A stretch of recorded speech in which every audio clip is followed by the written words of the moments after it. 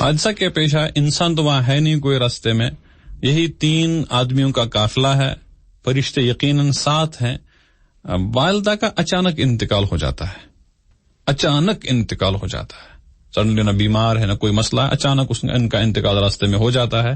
اب تو جو آج کا راستہ وہاں ہے وہ وہاں سے گزرتا نہیں ہے، کیونکہ اس وقت جو پیدل راستے ہوتے ہیں تو وہ شارٹ کٹ لیے جاتے ہیں، الگ ہوتے ہیں، پھر جب روڈ بنائے جاتے ہیں تو اس میں بہت ساری چیزوں کو دیکھنا پڑتا ہے۔ مقام ابوا میں عمر نبی علیہ السلام کی 6 سال اور ماں کا سایہ آپ کے مبارک سر سے اڑ جاتا ہے۔ جی،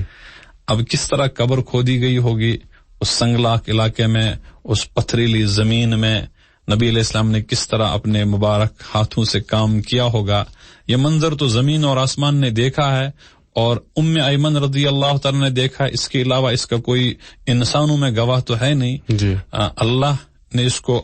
خود دیکھا، آسمان نے دیکھا، زمین نے دیکھا کہ نبی علیہ الصلوۃ والسلام 6 سال کی عمر میں اپنی والدہ کے مبارک سائے سے بھی محروم ہو جاتے ہیں۔ تو یہ وہ حادثہ ہوا جو نبی علیہ السلام کی مبارک زندگی میں اس کا عکس ہمیشہ رہا۔ والدین کا جب بھی ذکر کرتے تھے تو آپ ہمیشہ آبدیدہ ہوا کرتے تھے، والدین کی فکر آپ کو بہت تھی، چونکہ آپ کو والد صاحب سے ملاقات کا موقع نہیں ملا، اب والدہ سے ملاقات کا موقع ملا تھا، لیکن 6 سال کی عمر میں یہ سایہ بھی اٹھ گیا۔ جی، پھر ام ایمن نے کیسے نبی علیہ السلام کو اپنے ساتھ لیا ہوگا، یہ امانت ہے، اور پھر وہاں سے ان کو لے کر وہ چند منزلیں اور سفر کرنے کے بعد مکۃ المکرمہ پہنچ جاتی ہیں، اور اب یہ بچہ اپنے دادا جان کے سپرد ہوتا ہے، چونکہ والدین دونوں اس دنیا سے چلے گئے، بالکل، تو اب دادا جان نے پرورش کی ذمہ داری لی۔ یہاں سمجھنا کیا ہے، ممکن ہے کہ ہر آدمی کی یہ فکر ہوتی ہے، ذہن میں بات ہوتی، اللہ نے مجھے اولادیں دی ہیں تو یہ اولادیں مجھے کفن دفن میں شریک ہو جائیں گی، جی، لیکن اللہ کو علم ہے کہ باپ اپنے بیٹے کو دفن کرے گا یا باپ ہی کو اپنے بیٹے کو دفن کرنا پڑے گا، یا بیٹا اپنے باپ کو، تصور تو یہ ہے کہ بیٹا اپنے باپ کو دفن کرے گا، اس کی میت کو کندھا دے گا، لیکن ہماری آنکھوں نے ایسے حالات بھی دیکھے ہیں جہاں باپ ہی کو اپنے بیٹے کے غسل کا انتظام کرنا پڑا، اپنے بیٹے کی نعش کو اور ان کی میت کو کندھا دینا پڑا۔ تو یہاں بھی وہی ہوا۔ جی، خواجہ عبد المطلب نے جب یہ دونوں حادثے ان کے ساتھ ہوئے، بیٹا بھی گیا اور اب بہو جو بیٹی کے برابر تھی وہ بھی گئی، تو ان کے کندھوں پر یہ ذمہ داری آ گئی بحیثیت دادا۔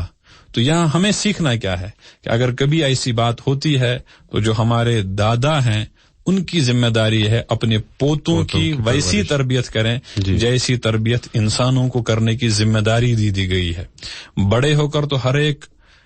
اپنی طرف منسوب کرتا ہے، لیکن اصل معاملہ ہے جب بچپنا ہے تو اس کے ساتھ ان کے بچپنے میں والدین جیسی شفقت، والدین جیسا پیار، والدین جیسی تربیت کرنے کا جذبہ یہ دادا کی ذمہ داری ہے، اور خواجہ عبد المطلب نے یہ کر کے دکھایا، اور 2 سال کی زندگی جو ان کی رہی ہے نبی علیہ السلام کے ساتھ، 2 ہی سال، 8 سال کی عمر جب نبی علیہ السلام کی ہو جاتی ہے تو پھر دادا جان کا وصال ہو جاتا ہے، دادا جان بھی اس دنیا سے چلے جاتے ہیں، لیکن 2 سال میں